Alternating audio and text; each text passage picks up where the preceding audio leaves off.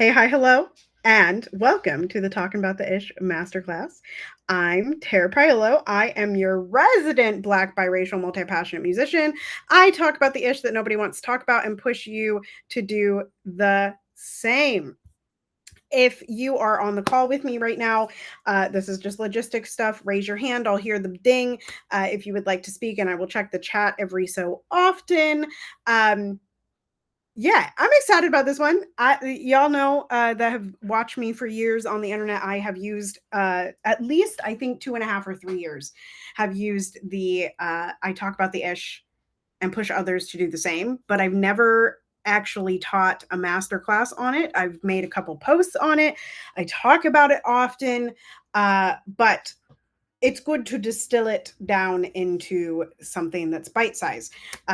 Yeah, so there's less. If you were here last week, there is less, or you're watching the replay, there's less reflection and action steps and those types of things. But I am going to bring you all a PDF sheet afterwards of some of the things that we're going to talk about today and enacting those. So you'll have time to do some reflection on your own. And we'll go from there. So yeah, talking about the ish, starting the bold conversation from Tara Priolo Studio. It's me. Okay, I loved this last week. This last week was the first time I had like an opening agreement, and I loved it last week. So we're doing it this week. So our agreements today are that we speak to our own experience. When we're having these conversations, we speak to our own experience. Okay, and repair over perfection. Repair over perfection. Perfectionism will kill you. Okay? Repair over perfection, and we speak to our own experience. Those are the agreements we're making. As long as you are in agreement with those, you may keep watching this masterclass. If you're not in agreement, it's probably not the masterclass for you. All right. So, like I said, I talk about the ish a lot on the internet and in real life and IRL. And Dr. Flo says, I agree. Yes, yes. I like that it last week it like didn't bop up like it did this week. So there, great. I hear from a lot of you like, Tara, how do you keep doing this? Tara, how do you keep doing this? Tara, like I'm so scared to do this. Tara, I have this thought, but I don't. So we're gonna talk about each one of these. Okay, why conversations feel hard? Why does it feel hard? Because that's the thing that's preventing us from doing it, right? So fear of conflict or backlash, right? There's a lot of people that I talk to that are like, kill them with kindness. Kindness will get us there. Or I don't know what to say when I get all worked up. And if they start yelling at me, then okay. One of the things that Dr. Flo teaches, which I'm sure is from somewhere else, and he'll let me know in the chat, is that fear is false evidence appearing real. So if you're afraid of a conflict that hasn't even happened yet, you're afraid of something that is literally not happening. That's your brain, right? So, and even if there is conflict, we're going to talk about this today about how to resolve that conflict. Remember, one of the agreements is repair over perfection. Repair over perfection. So if there's conflict, if there's backlash, trust that you can handle it. Trust that you can handle it. Right? All right. Also, conversations can feel hard because you're protecting comfort over truth. Oh, I see it. Hang on. I'm coming. There we go. Okay. And we're back. Hopefully you can still see my screen. Oh my God. It told me that it was Brentley, and then now it's Angie. And I'm so happy you're here. I think it's Angie. It's Angela. Angie, we are mid masterclass. If you have questions, raise your hand or type it into chat and converse as much as you wish. We are recording, so just FYI, we're recording and this will be posted elsewhere. But welcome. I love you. Hi, guys. Hi. Yay. Yay, Angie came. Hold this, Angie. Hey. Hey. I'm sorry I've Hey. been so absent. I've been tired, busy. Everybody's sick. That's all right. No worries. You're here now. You're here Oh my now. goodness. Hi guys. I miss you guys. We miss you too, Angie. All right. Okay. So, um, where was that? Protecting comfort over truth. Yeah. So, and we're gonna dig into this a little bit deeper. But a lot of us are going into conversations trying to make other people like feel better instead of just speaking our needs or speaking our truth.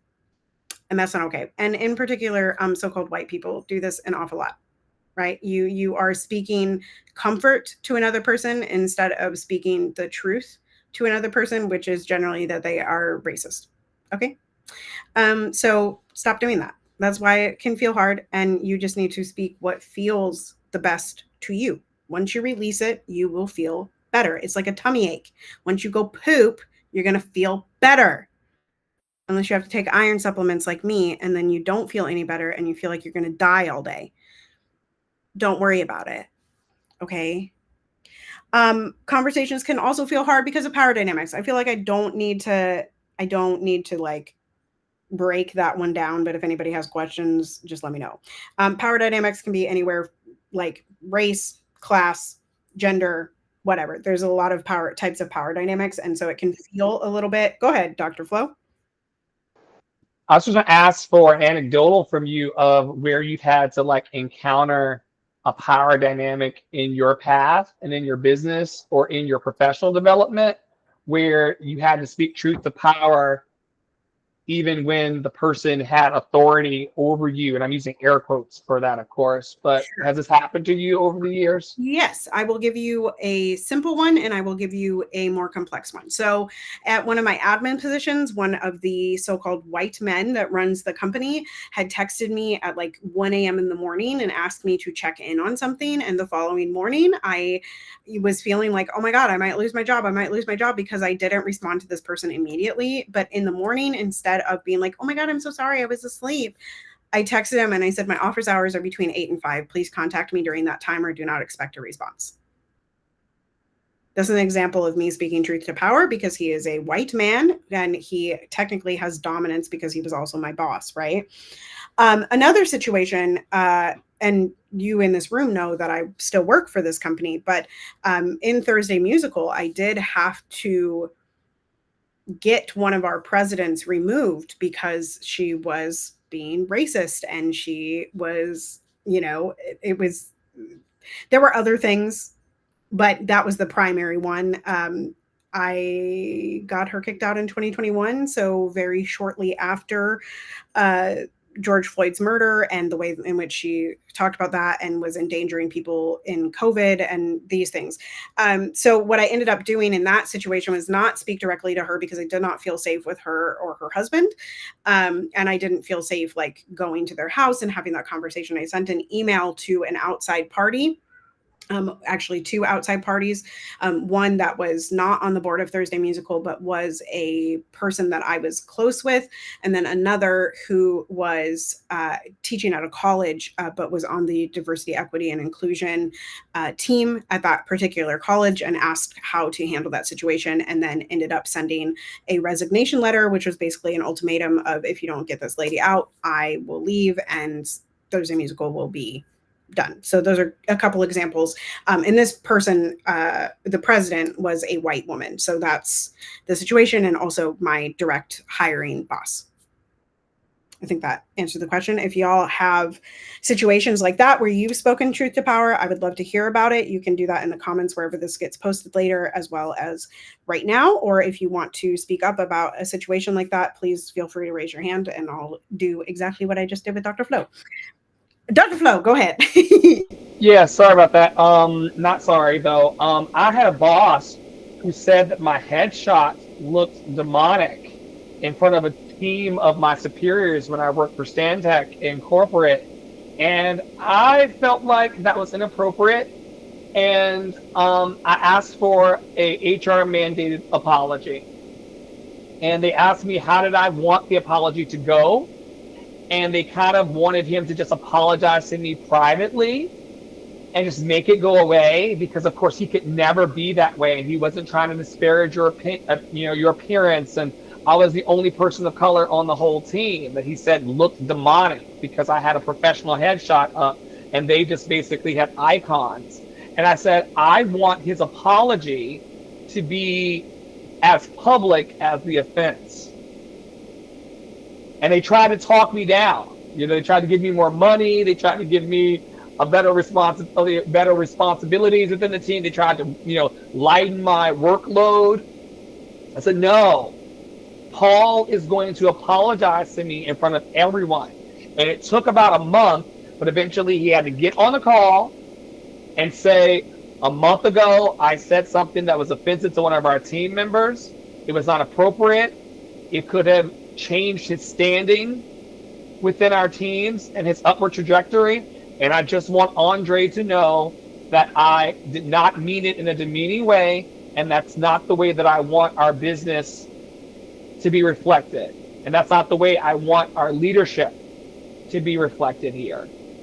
Very difficult to make the person that's making everyone else afraid apologize to you, but it had to happen because I didn't want to protect his comfort. He had been doing these things and saying crazy things to people for years before he met me, but I was the David to his Goliath. And we weren't going to have casual disrespect. Exactly. And thank you for sharing. You foreshadowed a lot of what we're going to be talking about in this masterclass as well. I think it's really important to recognize that if you're having the issue, someone else is also having that issue. Like, we are never alone. And also, this is something we generally talk about, or like gets talked about when we talk about SA, when we talk about grape, when we're talking about that harassment. But just because your experience with someone is a positive one doesn't mean that someone else can't have a negative one with that person. And so that's just a reminder that if a person comes to you and says that something's happening, believe them, because it's probably happening regardless of what your experience is with that person, because of power dynamics. Because of power dynamics. That's what it is. Okay. Also, the last thing on this bulleted list of why conversations might feel hard is the consequences of speaking up. And I know that all of you in this room have definitely faced real world consequences of speaking up. Right? Dr. Flo was kicked off of Broadway for speaking up. Poppy has been bullied in certain spaces, right? Angie, I know, speaking at work and like being like, you don't really know what might happen, even though you've been there so long. And of course, we have other real world examples. Like, I have been soft fired by many a position here in town, right? But I also want to offer here that some of the quote unquote consequences of speaking up can be positive. Like, I have managed to get a 20% raise from that same company that I was talking about a few minutes ago. I have managed to get hired by the largest opera company in town multiple times for speaking up. I have been able to build a platform in this way, right? So I think if we release ourselves, like we were talking about in the clubhouse room this morning, if we release ourselves a little bit from the negativity of what could happen, right? Yeah, sure, you might lose your job. There's more money. Yeah, sure, you might lose followers. There's 5.65 billion people on the internet, right? Yeah, sure, you might get fired from Broadway. Yeah, sure. Your feelings might get hurt because of the way someone else responds. However, just know that there are also positive things that can come from these conversations. And that really is the goal of talking about the ish. All right. Hello. Would you like to? There we go. All right. So I'm going to go for this comment before I move on. Except I have to find my chat. There we go. Okay. Poppy says, people tried to bully me only to realize I'd continue to speak up and document it. Everyone then learned to do it behind my back and to not make my job harder. Right. Who cares if they're talking about something in a space that we are not privy to, right? Like, who cares? Truly, who cares? All right. So building brave spaces. Now, I know there's a lot on the internet about safe spaces, but we're going to talk about brave spaces, of which we have many, both in Love and Action Network and Tara Prowler Studio. So, safe spaces are not enough because of what we just talked about on the previous slide. They preserve comfort, right? They are generally geared towards preserving everyone's comfort. And generally speaking, that results in the power dynamic of so-called white people being comfortable, while those that are more marginalized, those that are lower in the power dynamic, those that are lower in the hierarchy, and according to the delusion of white supremacy and capitalism, are less comfortable, right? These are the spaces where there's a gathering of people and only the Black person has to talk about their trauma, right? The white people don't ever talk about it. The white people never say sorry. They never take accountability for it. Safe spaces are not enough. They are not enough. All right.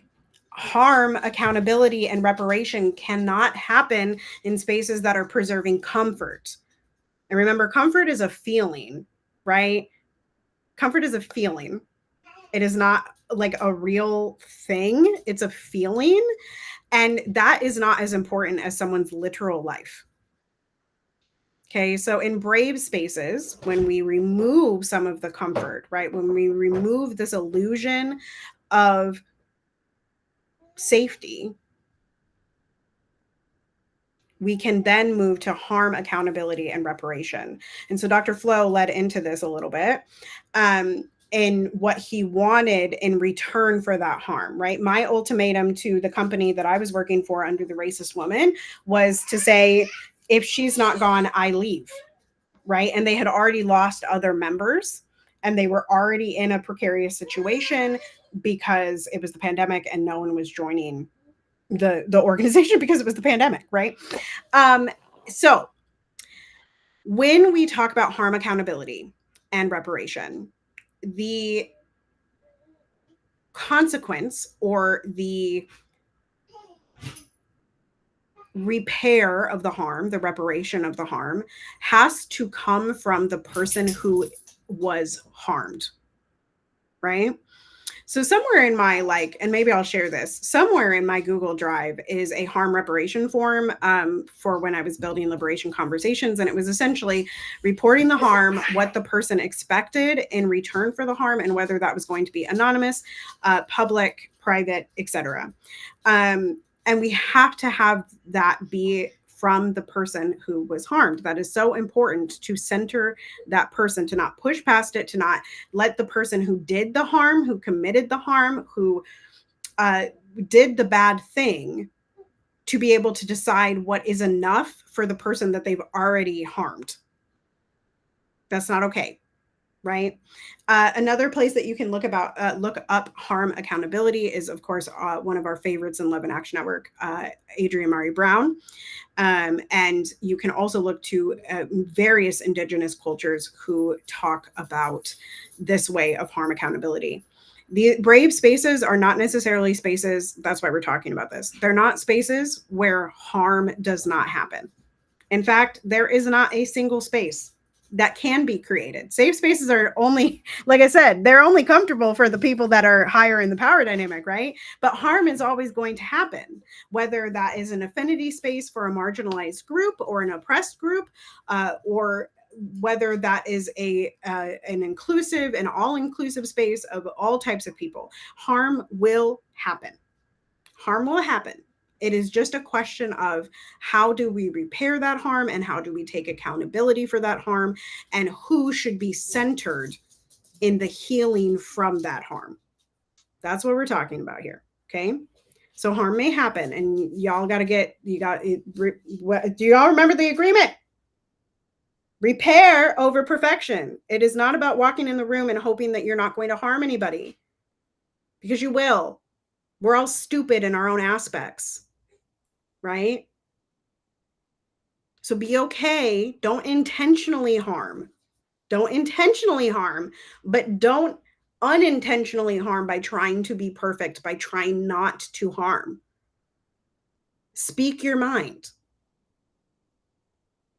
Okay? All right. Building brave spaces. In these, I wonder, it's like we built one together here. There's our agreement again at the bottom. Repair is greater than perfection, right? What did we do at the top of this call? We set agreements, and I modeled honesty with you after Dr. Flo asked me a question. When I opened the space and said who I was, right? Modeling honesty and setting agreements. I want to add here that I also think that consensus spaces work really well under the heading of brave spaces. So a consensus space, and I learned this from an Indigenous woman a couple of years back, but essentially it's you circle up, you're having a tough conversation or you're making a tough decision, and you go around the circle with simple yes, no, not discussion, but simple yes, no, until everybody says yes, right? So if there's people that disagree, then you have a discussion after that to try, not necessarily to change minds, but just to voice the concerns, the things that are happening in the community, that decision, right? So like, let's take something really simple. Let's say, do you want to have green or black beans for dinner? Or even simpler, because we're not going to give a choice. We're going to say, we're having green beans for dinner. Right? So now I say yes. You guys can do thumbs up or thumbs down. I don't care. Or you can come off mute and say yes or no. I'm having green. You said green beans? Green beans. Yes, green beans. Great. Angie says yes. Poppy? I'm with the black beans, actually. I need Great. So protein. you can only say yes or no in this phase. Yes. Oh, no. No. Okay, so Poppy is a no. So then we would go into a moment of discussion about what does Poppy want? And Poppy would talk about the black beans. And then we would do another round of consensus, right? We're having black beans for dinner. And then everybody in the room would have the chance to say yes, no. But there's only discussion in the in-between until you all get to a consensus. Now, the consensus could all be no. It could all be yes, right? But consensus spaces work really, really well underneath this brave space situation where we're talking about harm, where we're talking about how to repair that harm, where we're talking about what may happen or what could happen or which direction we want to go with our theater companies, with our education companies, with all of that, with our DEI companies, with our equity companies, with our strategy companies. All of this can work underneath that consensus space as we build outside of a hierarchy where there are teams of leadership that are vast. We can move with consensus. Right. I think we get that. Again, I learned that from an Indigenous woman. I'll try to find the Instagram and drop it because they teach workshops on consensus. And it's wonderful. It's really, really wonderful. Yes, Dr. Flo.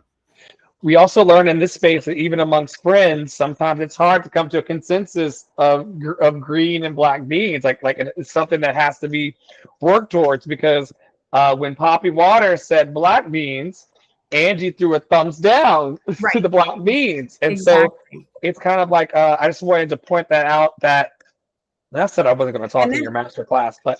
And technically, if we were in true consensus, I would have had to say, we're moving on from this discussion, yes or no. And everybody in the room would have to consent to moving on before we could actually move on with the conversation. That's how consensus space works. So not to cut you off, but go ahead, Dr. Flo. I'm just saying, like, I am seeing that healthy communication is never going to fail us. You're right. Even to move on from the conversation, we would have to agree to disagree and move on. People who believe that we're not going to need to be in community and have conversation in order to just move forward in life are delusional. Because even agreeing to disagree about beings amongst all of us who love each other very much in this space, it's still a conversation to be had. It can't just be walked away from like, oh, you don't want the beans, I don't want the beans. Like we're gonna need to learn through your master classes and beyond how to create healthy communication in brave spaces in order to coexist as a human family. I love it. I really do. Yeah, consensus communication is one of my favorite things that I've ever learned. I've not necessarily practiced it in like groups, but I'm excited to try it. Like the next time I run something that's like a group theater thing, like I did it with kids when we were building like a theater, like a scene from theater. And, you know, someone would come up with an idea and then I would say, does everybody agree to do this idea? And we would have to say yes or no. And what did you disagree with? And then have a discussion. And that was with like 4th and 5th graders, y'all. So this can really work with wide varieties of things. All right. The last thing under building brave spaces is that consistency builds trust. So like we've noticed in the clubhouse rooms, for those of you that are watching this later that maybe are not in Love and Action Network, we do rooms at 11 a.m. Eastern time daily. And when we are consistent, and we have been very consistent for the last 6 months or so, we have built a level of trust where people can just come in and talk, right? And so when we're consistently building brave spaces, which is what I would call that room and this space, there is an ability to meet people in transparency and vulnerability and be okay again with harm, right? With things happening in the space, to trust each other, right? And that is built underneath consistency. So the more that we can say the things that we believe in, the more that we can lead spaces like this, the more that we can have conversations like with consensus, the more that we can set agreements, the more that we can model and embody our honesty and our wants and needs and move away from this safe space, we're going to be building brave spaces, which work better than safe spaces. Okay. Questions on brave spaces before I move on, or comments? I'll come check the chat really quick. He would eat the beans. He would. Go ahead, Brent. More so comment on just the fact that I think it's a powerful push to say I'm going to a brave space versus a safe space, because we know that a lot of times in comfort and in safety, we do not grow a lot of the times, staying in those comfort zones. And we want to expand what we know and expand the connection to one another, especially in building community. So I'm just saying I really like the concept for growth. To be brave Yeah. to do it. Thank you. Thank you for raising that, Poppy. That was it. That was it. It was a great recap. It's a great recap. Okay. Here's something that I think if we build brave spaces, and y'all in this room know I have a kid, but those of you watching later, that is my child. It is hyper time at the end of the night. It's hyper Piper, right? So when we build brave spaces, one of the other important things inside of those spaces is that we meet people where they are. Okay. Now, one thing that gets conflated on the internet and conflated particularly in quote unquote safe spaces and also so-called white dominated spaces is that compassion or having some kind of feeling towards a person who maybe has a less than ideal take on something means that we agree with the thing that that person is speaking. And that is not true. That is not true. Daddy is desperately trying to close this piano so that Piper doesn't give us a accompaniment in the background, y'all. um, so just to say that meeting people where they are and like saying like I understand why you would say that, or I see where you're coming from, does not mean that we agree with what they're saying, right? I can see how you came to that conclusion because you grew up in the Catholic Church and you grew up as an evangelical Christian and now you think that, like I can see the pathway, like, or tell me more about that. Does not equal agreement, right? Oh, I can see why you think that women should bow down to you. Okay, that doesn't mean I agree that women should bow down to that person. It just means that I am inquiring more in order to move forward, right? One thing that I've really, I'm going to bring up, Flo's going to be like, I'm so tired of hearing about this so-called white man. I'm going to bring up pedantic dumbass for a second. That's a handle on Threads. And I responded to something that got me a lot of views and likes. We're just going to close that door. And hopefully it doesn't cause screaming.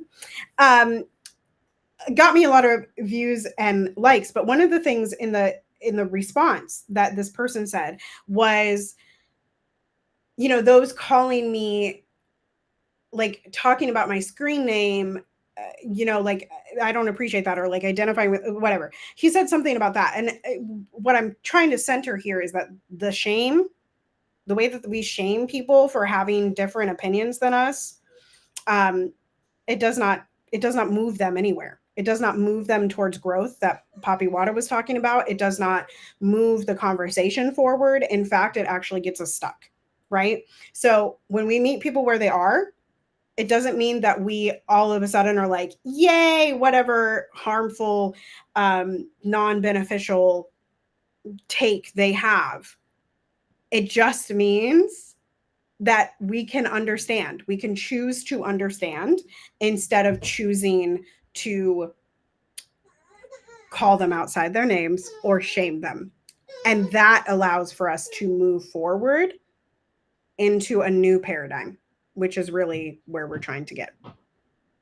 Okay. This is a new topic, so I'm coming to check the chat. All right, I think we're good. Oh, no, there's a comment. I told someone today, I see why you think God would have chosen people, and I don't agree. For me, we are all chosen and all land is holy. Exactly. So you met that person where they were. You did not say, like, you are so stupid for holding that belief. Oh my God, I can't believe it.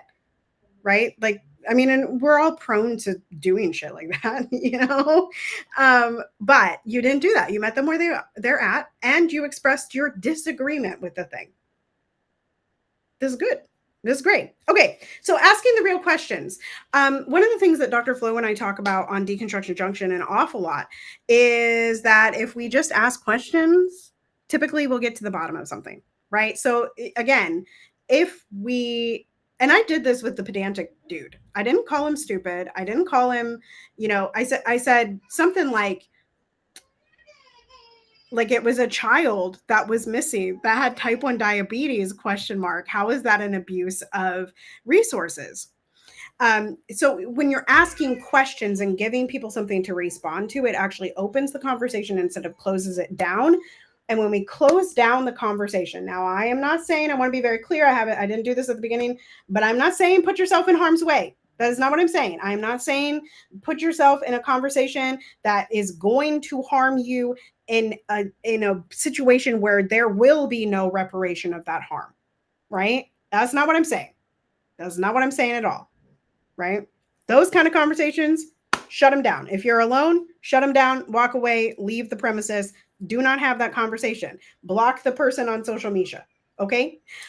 But if you are in a brave space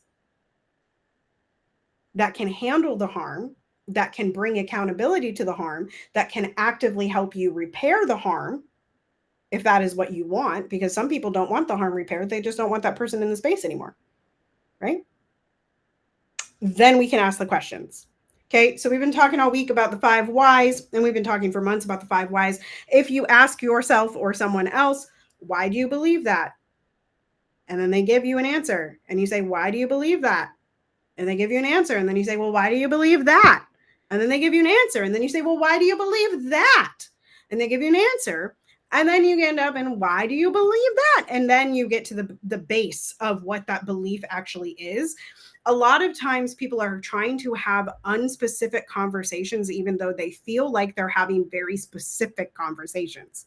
It's not true. When we are conflating things, when we're using false equivalencies, when we're talking about Gaza or we're talking about Sudan, and we add in all of these past things like the Holocaust, that is not specific. And it will not work. The 5 whys deep. Where did that belief come from? Why are we choosing to continue to believe that? In the same way that that second question works a lot. Who does your belief benefit? Who does that choice benefit? Right? This comes in handy in political conversations an awful lot. Lots of people think that they're going to benefit from something, and the reality is actually that they're not going to benefit from it because capitalism sucks. So if you ask them who benefits from this choice and you go 5 whys deep on that, why do you think that person benefits from it? Oh, why do you believe that? Oh, interesting. Why do you believe that? And you keep going. Usually you're going to end up in some place that they will then understand. Remember, we are moving forward with compassion, not agreement. Okay. Whose stories are missing? Now, this is a thing in the space, even in affinity spaces. I was going to like characterize it as like the all over, like all types of people are in this space, but that's not really true. Because in affinity spaces, like Black spaces, right, there are still stories that are missing, i.e. oftentimes Black spaces, particularly Black church spaces, will keep LGBTQIA plus people out of the room, right? That's a story that's missing. Or they will keep disabled people out of the room. Those are stories that are missing. So asking in a room of people, sitting to yourself or asking out loud, whose stories are missing? And then how can we get those stories, right? And also, what is the goal? When you enter these conversations, and we're almost to action steps here, y'all. But when you enter these conversations, what is the goal? Is your goal just to listen? Is your goal to come to consensus? Is your goal to move this person away from something you feel is harmful for them? Well, if that's your goal, first you're going to have to understand why they don't believe that it's harmful for them, which brings us right back to the top of the list of the 5 whys, right? So you do need to ask real questions inside of these conversations. Got to ask the big ones, the scary ones, all that stuff. All right. This feels like a jump, but it's not really a jump. I want to talk briefly about pushing for equity in spaces. And you can do this by asking some of those questions that we talked about, like whose story is missing? Whose perspective is missing in the theater space? In this show that we're creating? Whose experience is missing, right? So I gave you some things, but I would love to take a drink of this water one more time. In practice, how could some of these conversational tools that I've been talking about, okay, how could you utilize those tools while pushing for equity in a space? I told you all about the questions. I'm going to take a drink of water. If there's any hand raising, let me know. Otherwise, I'll check the chat. I'll jump in while you're drinking water and we're preparing our dinner.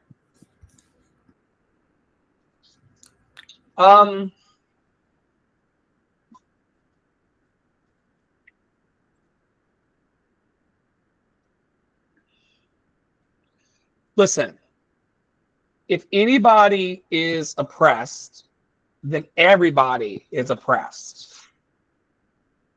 And if you really are trying to create an inclusive environment, we got to make sure that everybody is heard. And even if we're having uncomfortable conversations, we have to make sure that they feel valued and loved. Within Love and Action Network, we can't be the you are loved and lovable group and not pause to ask the questions and use the tools that you provided. Equity is allowing everybody to have a fair shot at their happy, healthy, and free. And I think the question that's come up for me today is like, how do I create an inclusive environment and inclusive conversations and inclusive community that allows everybody to feel like they got a shot at winning the game that we're playing? And I think in our society right now, Tara, people don't feel like they're able to win at the game because we're not pausing to have these kinds of discussions together. And people, the myth of capitalism is that we all could become millionaires in the next 3 months, when the truth is we all could be out in the streets in the next 3 months if bad things happen to us. And instead of playing this mythical ideological game of capitalism, we could push for having the tough conversations and saying the ish that people don't want to talk about, and using the tools that you've taught us tonight to make sure that everybody feels like they can win in our presence and in the communities that we're building. Thank you, Flo. Are there any other shares? Otherwise, I'll push on through.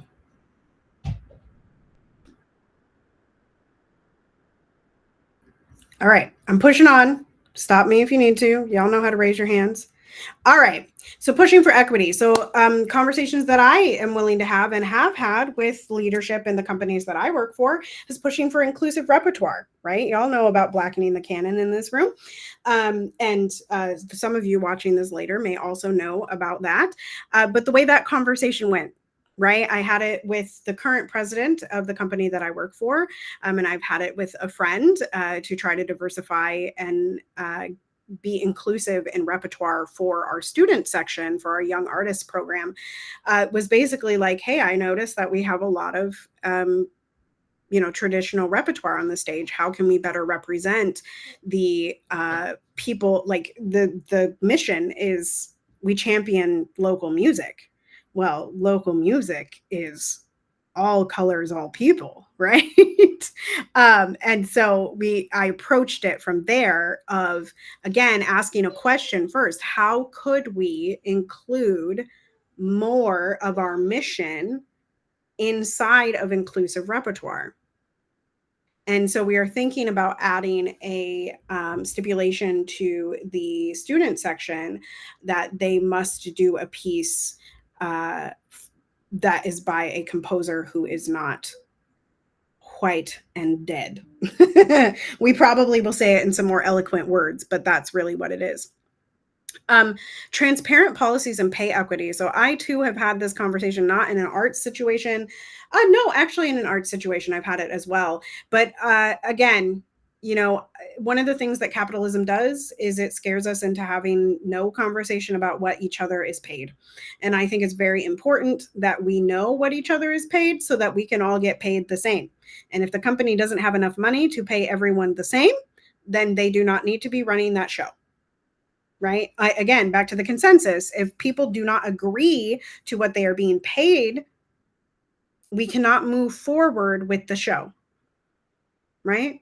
Lots of companies and lots of small business owners, and this is something that I would love to work on with you all as I continue in Freedom Fridays and offer sort of more of this type of services, is looking at your policies and making sure that they are equitable and are aligned with inclusion as opposed to exclusion, and making sure they're really clear. Lots of companies go about being, they incorporate, and then all of a sudden something happens and they don't know how to handle that, and the board is untrained and they don't know how to deal with that. So then something gets left and harm is never repaired. Remember, it is okay that harm happens. It is not okay if it is not repaired.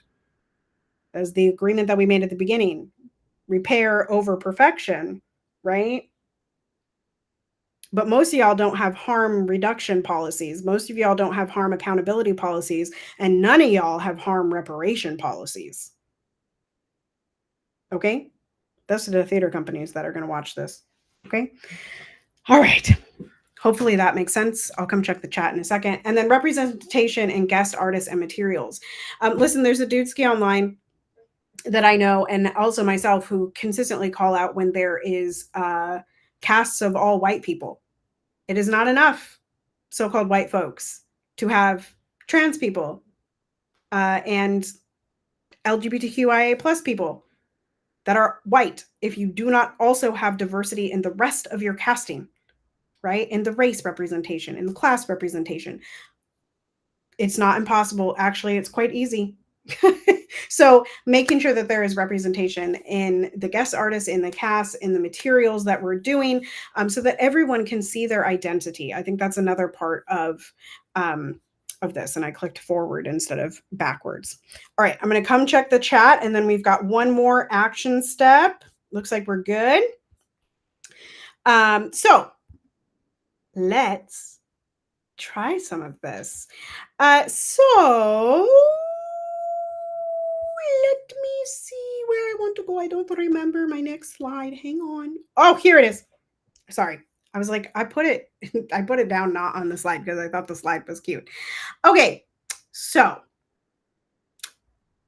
here's this is going to be a quiet moment. We're going to take a quiet moment together, okay?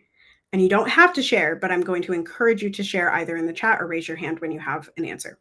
Okay? So you are going to pick one conversation you have avoided.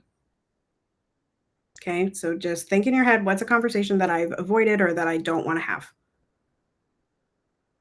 Now, with the tools that we've learned, with the things that we've talked about, in your noggins or in the chat or by raised hand, come up with one sentence to start that conversation. What is the first sentence? Hey, blah, blah, blah. What would you say? And go on mute for a second. I'll read that. Maybe I'll read that one more time. Okay, so you're going to pick one conversation that you've avoided. Then you're going to draft a sentence to start that conversation. Okay, I'm going to go on mute for a couple minutes, let y'all think about that. Then we've got one more action step, and then we'll be done.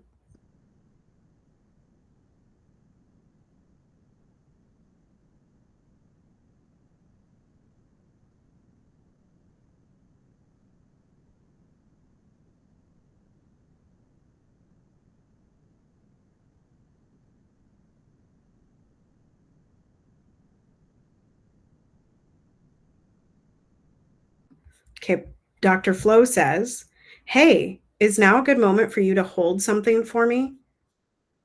Love that. Love it. What I love the most about it is that it's meeting a person where they're at, right? It is asking permission. It's asking for consensus. It's asking for agreement to have this conversation, right? Because maybe it is something hard to hold. I wish that I had asked that question earlier today of a family member when I just went in on the text. I could have said, hey, is now a good time? I kind of created a bit of chaos by just going in. So I learned tonight that saying, hey, is now a good moment for you to hold something for me, to hold my anxiety, to hold my worry, to hold my concern. Like, that's a great question to prevent a person from spiraling because I've got something to say that needs to be said, but they may not be in the right space or in the right location to actually hear it and to take it in. Absolutely. Yeah. So important. So important. And it just goes right back to that meeting them where they're at. And also, I think holding a level of respect for everyone, right? Whether this person is close to you or not, like Dr. Flo said, it is a family member that he's referring to, but I think we can extend this throughout, right?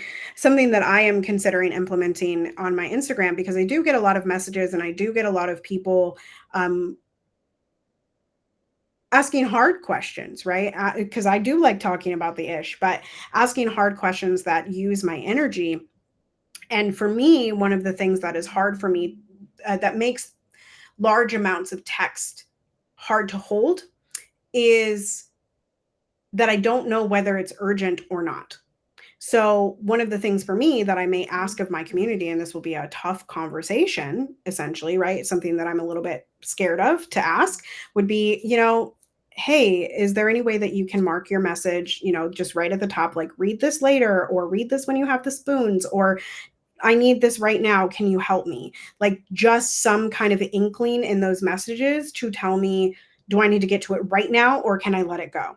Right? Like even like Dr. Flo the other day was like, check your emails. And I was like, oh my gosh, like I felt panic and I didn't express this to him. I'm just using this as an example, but I felt a little bit panicked, like, oh my God, but I'm working on something else and I really need to finish this thing. And like, I don't really have the spoons right now, but I need to check this email because Dr. Flo told me to check the email. Right. And what I could have said to him was like, hey, like, can you hear something really quick? I felt a little overwhelmed by the way that that came across and the way that I read it. Right. And that's actually the thing that I'm going to be giving to you all as a PDF after this is I statements that can move things forward and that can move the course of a room. So that's what I'm providing. But I statements also are great for conversation starters. It's not you did this to me or you believe this. It's I feel that you believe, right? Or I feel this way when you talk to me this way, right? The onus is on you as opposed to presuming that you're inside another person's head, right? Does that make sense to everybody? I hope so. We're going to move on to the last thing. I'm loving it. I'm loving the work that we're doing today. Okay, so here is a reflection. And you don't have to put this in the chat. If you want to talk about it, we can talk about it. But this is for your reflection, for your journal, for your notes app, for your person. Okay. We've just asked this question, right? What is one conversation you've been avoiding? The next question, what is stopping you? What is one conversation you've been avoiding? And what is stopping you? And I'm going to add one more layer to this. How does it feel in the avoidance? How would it feel to get it out of you? How does it feel in the avoidance, in your body, in your person? And how would it feel to release it and to have the conversation? Go ahead, Dr. Flo. I've been on a recovery journey, and that means that my dreams are coming back. So the question, how does it feel to not deal with the conversation? It seeps out of my dreams. If I hold on to something too long, and I've been doing a great job these days of just saying what comes up and just moving along so that it can clear that energy. But these days, everything that I'm not dealing with in real life is meeting me in my sleep. And this morning I woke up and like yelled out into the room, "What do you mean?" Like, and I was like, it's like I scared myself. I'm a sleep talker. Poppy is as well. And things are starting to bleed out. Huh?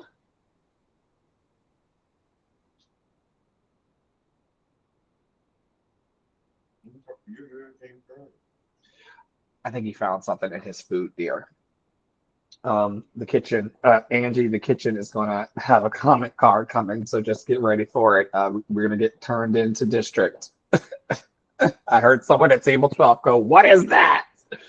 So anyway, yes, everything that I don't deal with in real life comes out in my dreams. It comes out in my subconscious mind. And so I'm having to have the conversations out loud. The only conversation I can think that I need to have is, when can I come and talk to your assembly? When can I do a Zoom call with your leadership team? When can I interview you to have you come on the next wave of our productions? Those are conversations that I'm not having at present, but I'm gonna. Thank you for this amazing masterclass. You are so welcome. Checking the chat. Raise your hand if there's anything else. Otherwise, I'm moving to the final slide. Y'all know what time it is. Okay. This has been sort of a combination of pushing the damn button and just like having that conversation and having it online.